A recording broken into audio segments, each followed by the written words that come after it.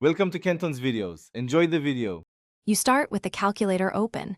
Make sure you are in the standard view or rotate for scientific functions. First, enter the numerator as a decimal or division expression. For example, type 3 divided by 4 to get 1/4 as a decimal.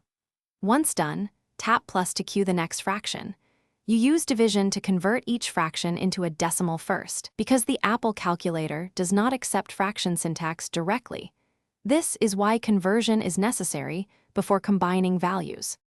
Now focus on converting and chaining operations. You convert the second fraction the same way. Type numerator divided by denominator, then press equals to confirm the decimal, or press plus immediately to chain. If you have mixed numbers, convert whole part and fractions separately, or use parentheses on the scientific view to keep grouping clear. This prevents order of operations errors. Once both decimals are present, the calculator adds them accurately, and you can verify by repeating the division steps for each fraction to confirm precision. Finish by pressing equals to reveal the summed decimal.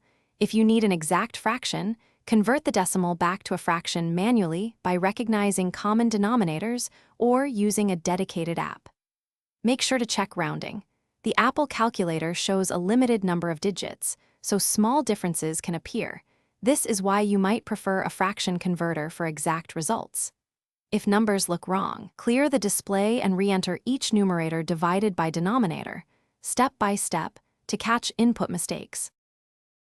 Thanks for watching. Consider subscribing if we helped you.